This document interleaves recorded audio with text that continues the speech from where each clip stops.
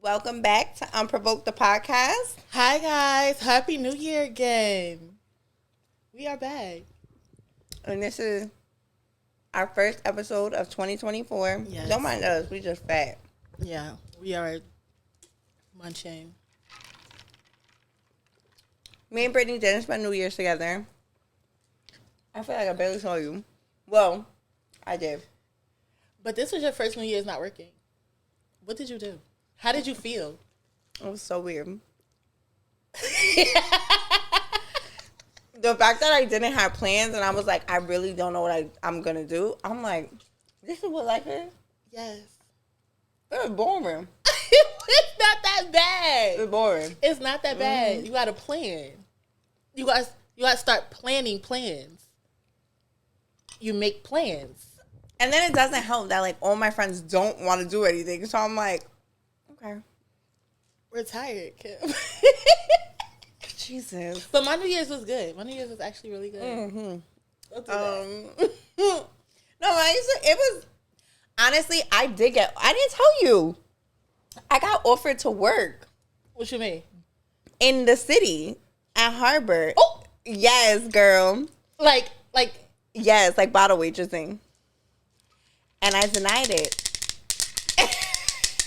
Cheers. Okay. Because I'm like, it's my first New Year's. Like, my family knows that I'm coming there. Like, they're kind of like expecting me. Yeah. And I kind of just want to experience what it's like to, and I wasn't there like that long, but I still wanted to experience like New Year's with them. Like, and it was calm. Like, we didn't really do nothing crazy.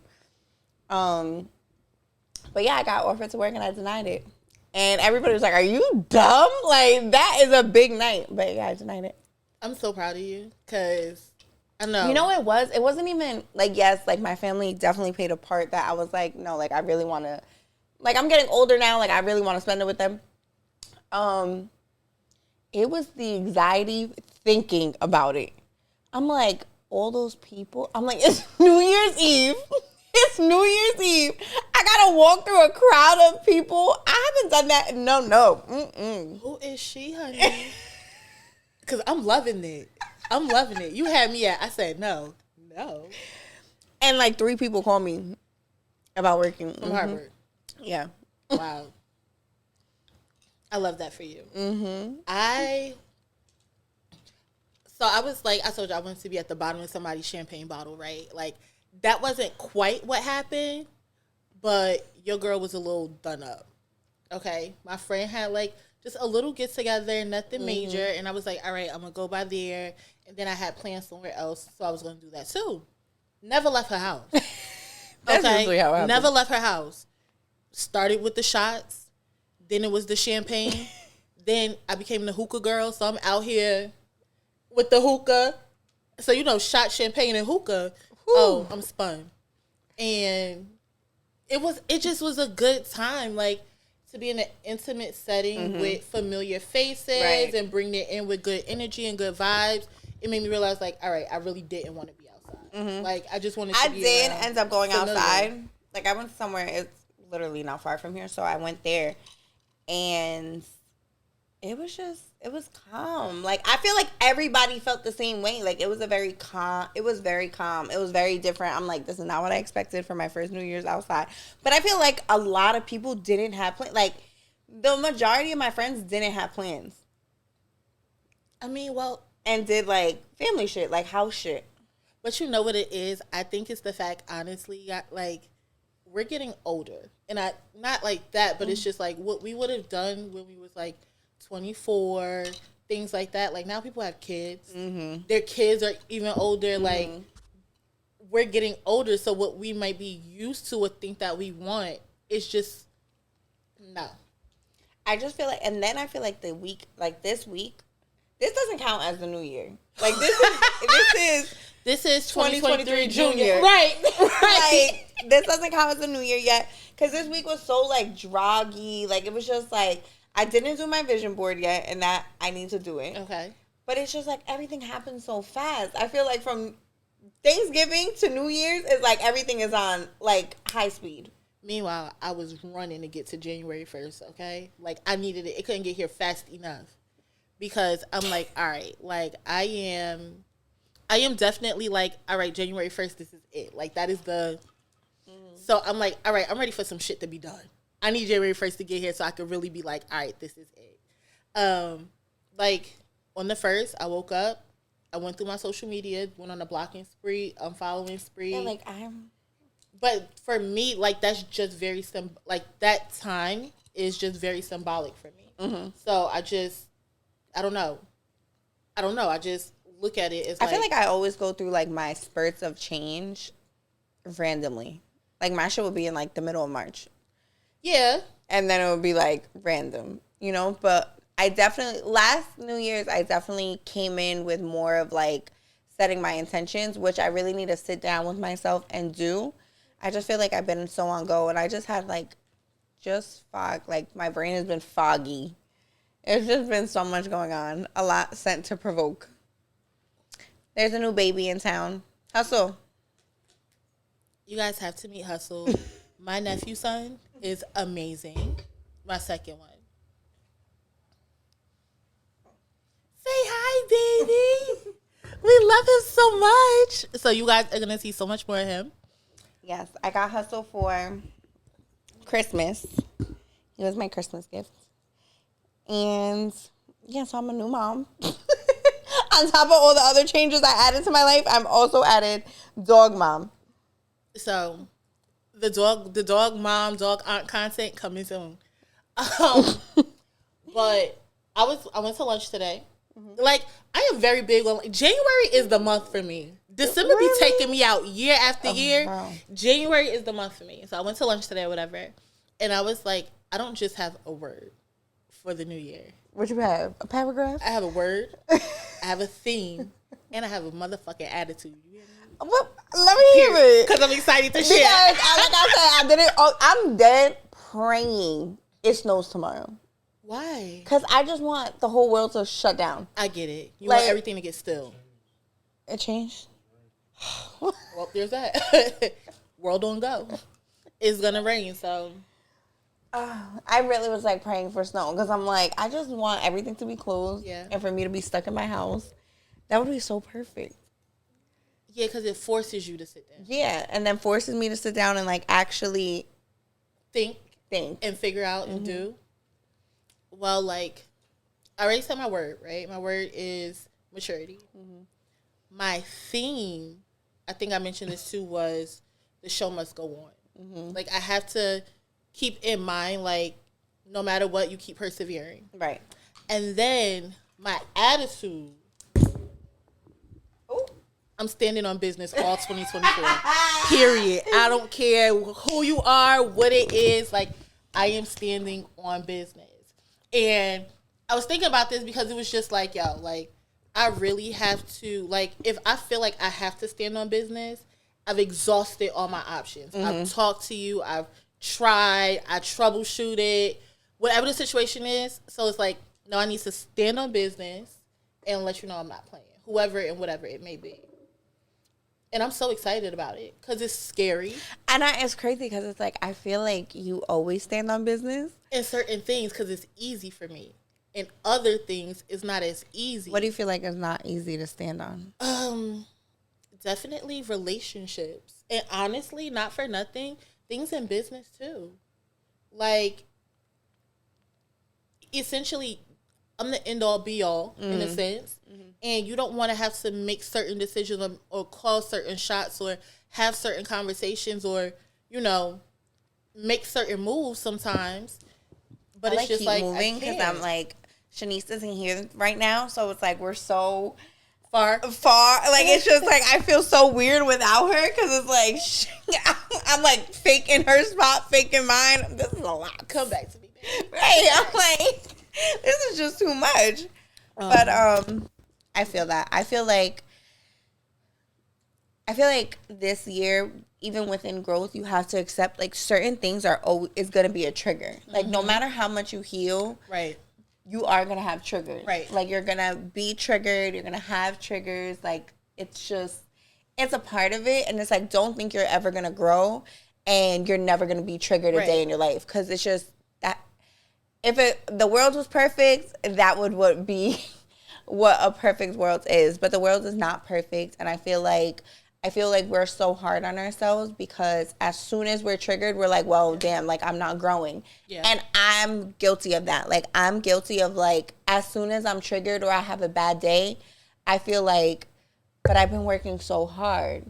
But it's like, you're still working hard. You just had a bad day. A bad day doesn't mean a bad month. A bad day doesn't mean a bad year. A bad day doesn't mean a bad life. Like, and it also doesn't mean like throw all the work you've done away. Exactly. And I am guilty of that. I'm so guilty of that. I think, which is why I'm so big on mastering or trying to master my triggers.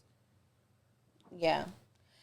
I've definitely been more alert of what my triggers are. Like now when something happens, I'll be like, what's really getting me? Like what in this am I really reacting from? Like am I reacting to get a reaction? Am I reacting because this is familiar? Like am I reacting because this is my new self and something she doesn't like? It's just so many things because it's like you're triggered and now it's like, is this who I am today? Is this my subconscious of my inner child that's being triggered? Yeah. Or is it something I feel like I should be triggered by? Right. That plays a part too. Like sometimes I feel like we're mad about things because we feel like that's the right thing to be. Like that's the right emotion. Yeah. Yes. Okay. Yes.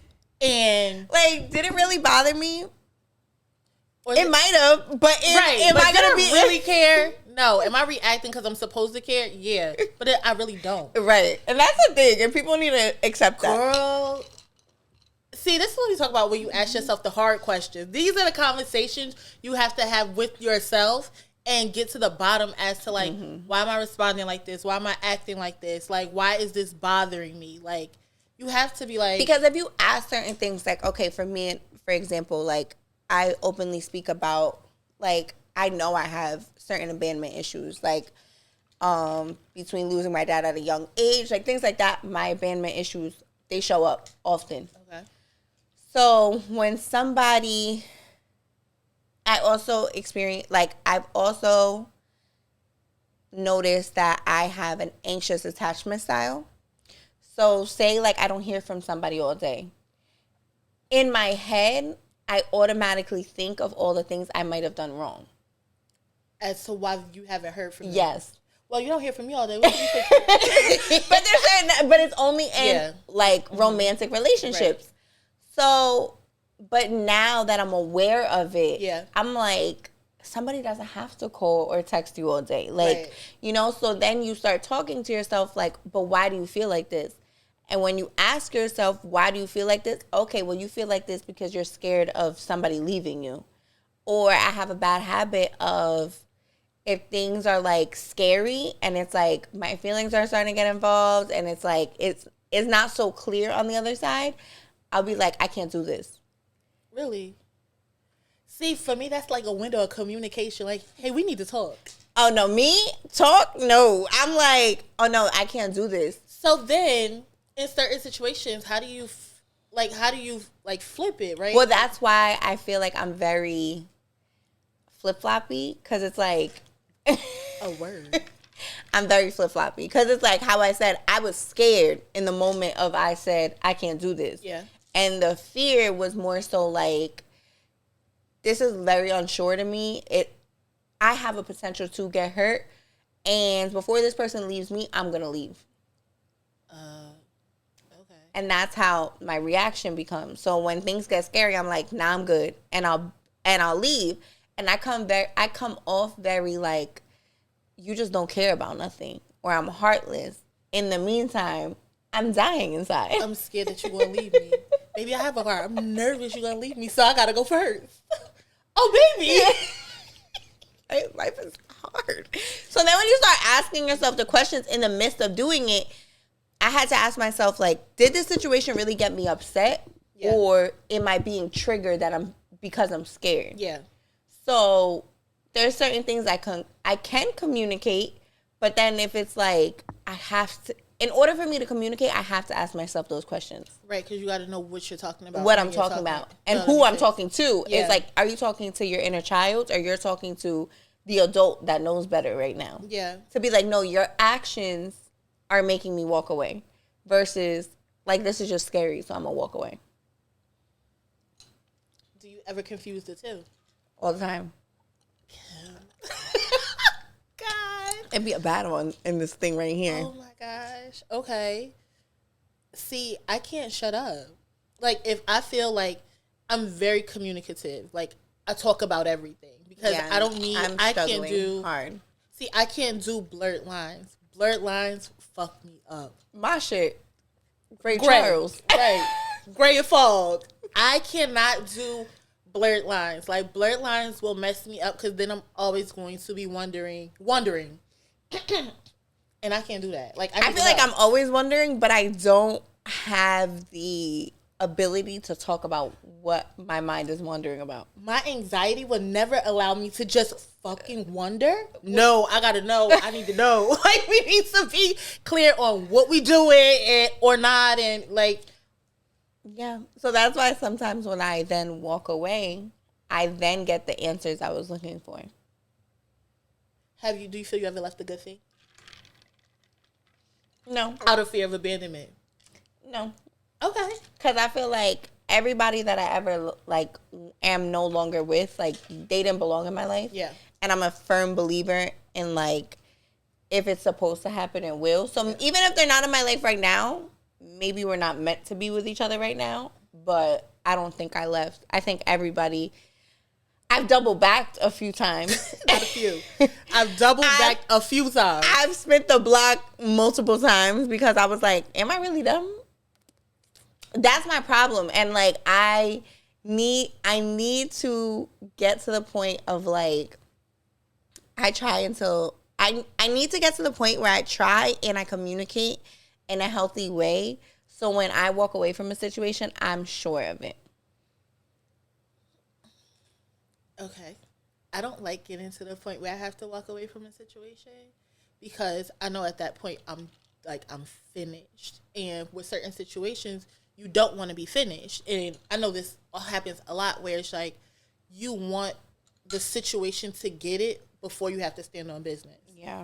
And sometimes like we'll elongate things or I'll elongate things. So it's just like, could you please get it so I don't have to stand on business and go through the feels and go through the emotions and things like that? Like, can you just get it together so I don't gotta leave you? Please and thank you. Like, and it's just like, and I learned that that's with anything in life. Like, it's like creating boundaries and standing on them shit so people know not to fuck with you. Mm-hmm. Like, I mean what I say and I say what I mean. Mm-hmm. However, I learned that in the beginning that shit is rough because you end up walking away from things that you actually want. Right. Like, I desire this friendship, this relationship, whatever it is, this job, whatever it is to work. But it's like, I have to set boundaries so you know that I'm serious about what I say, what I'm desiring, what I want. And that's where it's hard for me because it's like in the setting boundaries part, it's like, how you said, like standing on business. So it's like my whole thing, right, when I set boundaries and I forgive somebody, then the other part of me is like, now I'm a dummy. Like, now you take me for a dummy because I forgave you. Shit. Shit, bro. I think every time me and Brittany talk, she notices how much deeper and like how deep the issues can go. Oh my God. Oh damn. Okay. You know, this is not to say like anything, but you know, people's inner child is very much a thing. Like, you can tell me and Brittany have two complete different attachment styles, inner childs. We're very different. So for me, I feel like I've went through chaos my entire life. Yeah. And like, not to say like it was just chaotic. Like, it wasn't peaceful. It wasn't like there was always something going on.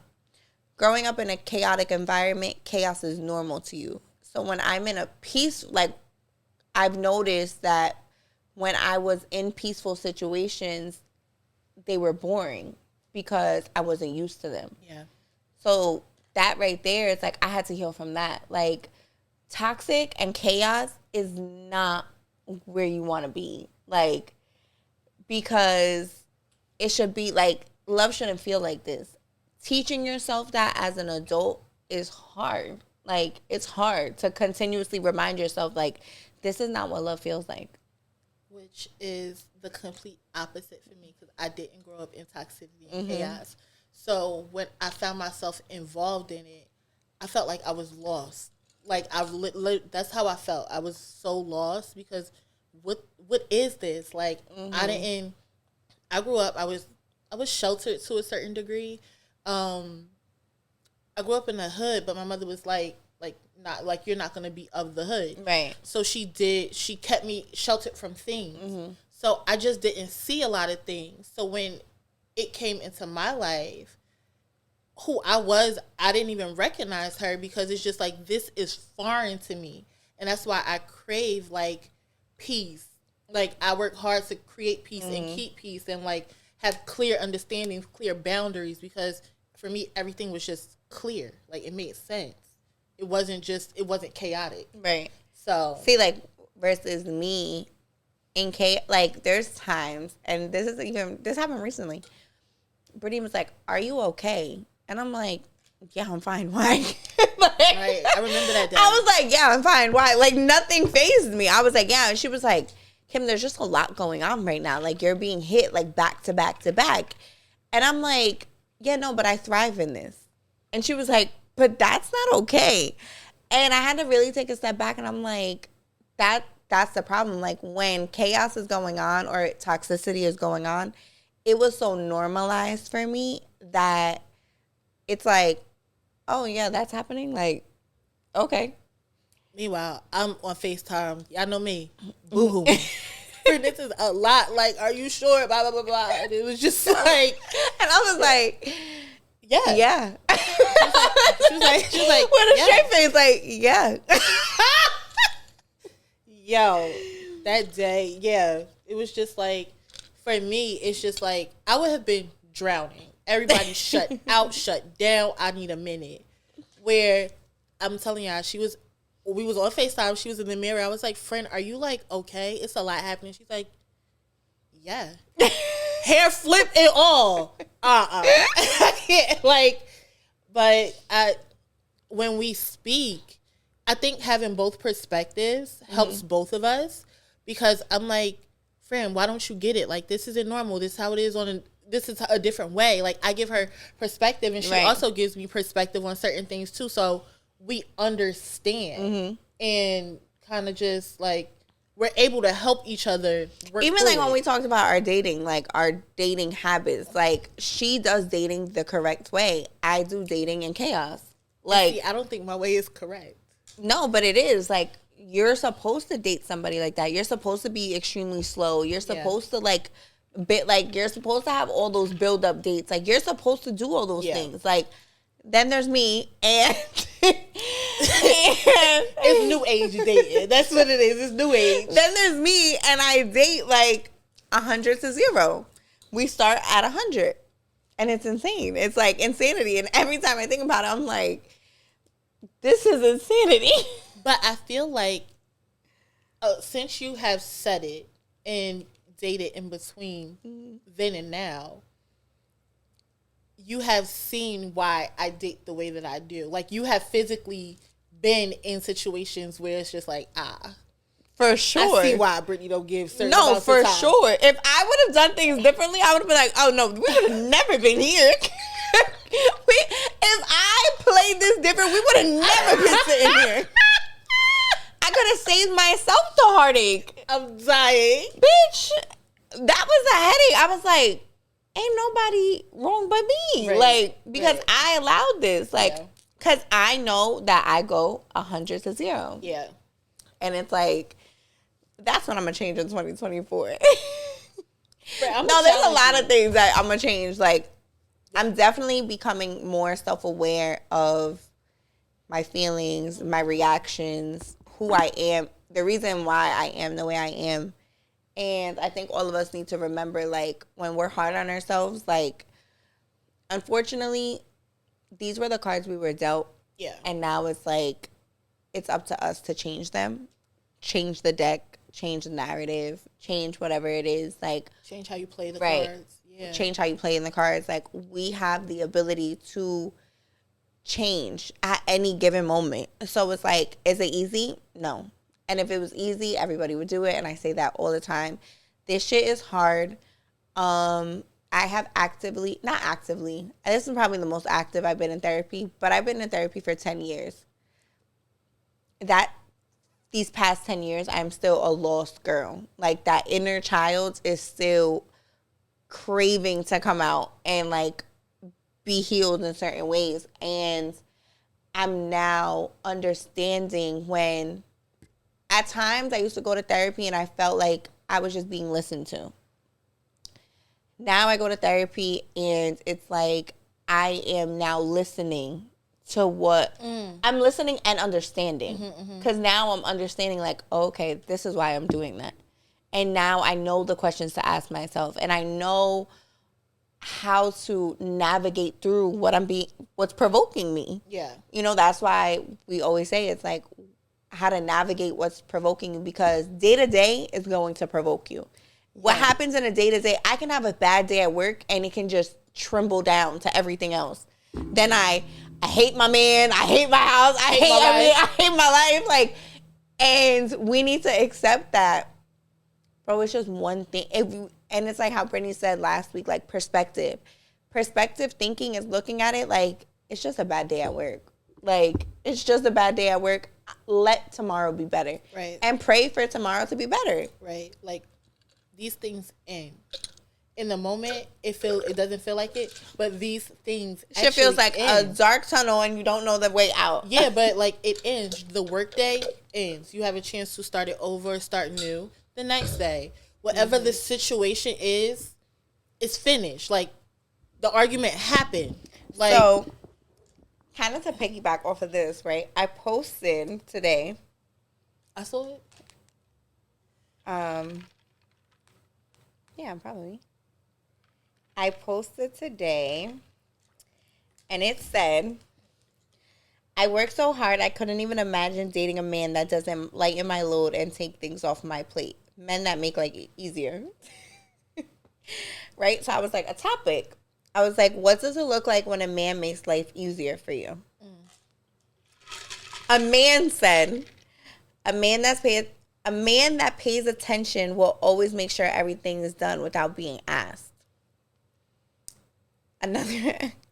A girl said, taking care of car maintenance. First of all, okay, my tire light is always on. Please help me.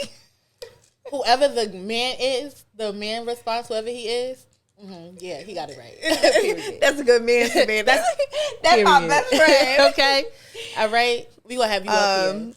He beasting to get up here. Never mind. Never mind. A considerate man who thinks of me when making everyday choices. Like flowers just because it's Wednesday. Love just because flowers. What? Reread the third one. A considerate man what? He considers me. There's more too, but I'm not going to go through all of them. A considerate man who thinks of me when making everyday choices. That right there is a very big thing. Because oftentimes I find when women are in, we're in. So it's from beginning to end. You got lunch, you got breakfast, you got this, we just dive in. We here with it. I can't stop thinking of if you're okay. Fact. Okay? A man that reciprocates that kind of energy. I'm not saying you gotta wake up before me and make me breakfast. No, but reciprocates energy where it's just like, did she have a long day? Like, should roses will make her happy, like they'll make her smile. I might get home before her, let me start dinner. Like things, just thinking about me and your day-to-day choices.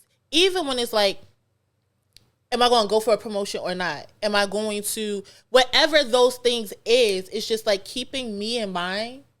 Baby. Right. Meet me at the altar. But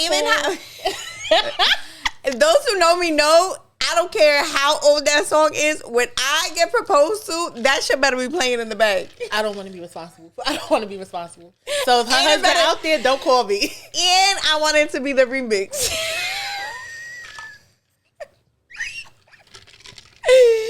Right. Okay. No, but even that, it's just like, yes, exactly how you said. Like, I don't know why the promotion part stuck out to me, because it's like, right. that.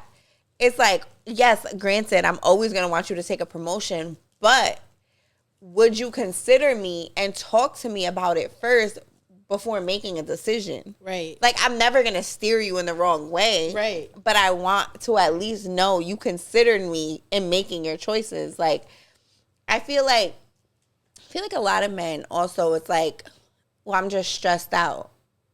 But like, about what? You know, like, how can I lighten the load if I don't know what the load is? Yeah. So it's like, I feel like I'm both, you know, in both aspects. Like, I'm sure men feel like I'm not going to work all day and not have a girl that is going to lighten my load. Right. Because I feel like that could also be a thing. Because men feel like they have to take care of everything. And you, everything like what? Kim. Here we go. Kimmy. Everything like what? Because you don't have to take care of everything. Like, I don't feel like men have to take it, but men feel like their value comes from taking care of everything. In terms of like bills? So like, men feel like they have to be hardworking. Men can't complain if they're tired. You got a mic? Jojo, people have requested that you get a mic. Okay? He said, next time. Because I was going to ask him his perspective. Like, men feel like you have to go to work. You know, you got to be strong. You can't have a bad day. You can't tell your girl why you're stressed out. Like, you just got to handle it. You got to be the man. So that means you just handle your business and you go about your business. But see, for me, like, you know, I'm Rudy Tooty. Get to the root of the problem, right? No. And I feel like I don't understand why. I do understand. Oftentimes, I feel that men get in relationships with women before they even create those foundational pieces. Like, if you feel you cannot come to your girl and be like, and be authentic and be like, babe, it's a lot happening, it's a lot going on. Why are you with her? Right. How did you select her? What criteria did you use to be like, this is the one I want to spend my time with? But I feel like in just dating in general, and huh? Did you? What did it say? Jojo, here.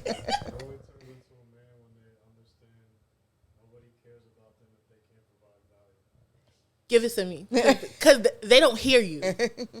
Definitely don't hear him. All right. So JoJo posted, boys turn into men when they understand that nobody cares about them if they can't provide any value. Okay. And that's deep. I won't even say that's wrong. But oftentimes value is placed just on money. No, you need to have more than money to be considered valuable to me. Because and now I also feel like what plays a part is men go on social media and they being tore up by anything. Yeah. So it's like their value is being diminished on social media on a day-to-day basis. So it's like they don't know what is value anymore. Like they don't even feel like taking you to a Cheesecake Factory is enough. You know, like although it's something I just went to Cheesecake Factory. It had a delightful time. Gotta wrap it up.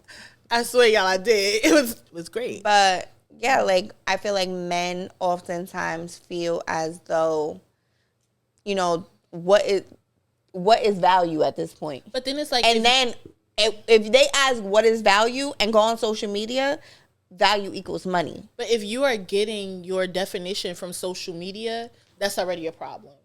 Secondly, if you have to ask what value is, that's another issue. Mm-hmm. Like one thing I always find or I feel is that men do not invest enough in themselves.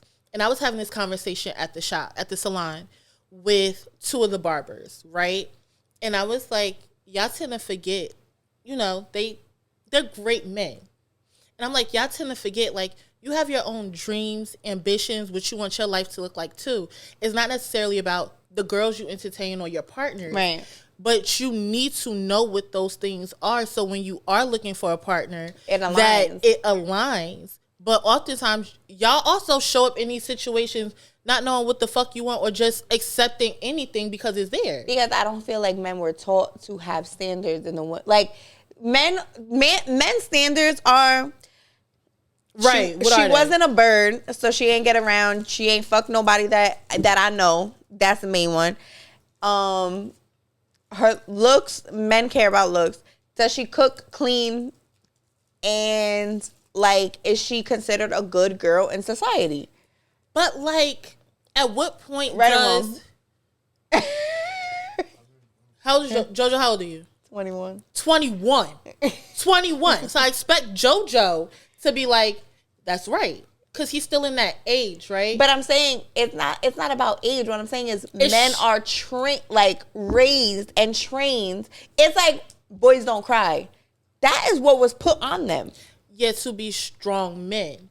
But to be like, just to put value in like, is she pretty and she not being a bird? Nah, babe. I can't get in bed with that. But that's what I'm saying. This is what they was trained from generation to generation. They don't know no better. Now it's finally, we're in an era now that, damn, can I have some? Because I ate mine. You ripped. We're getting in a generation now where it's becoming acceptable that men are speaking out about being in therapy. Men are speaking out about the wrong things that everybody was taught.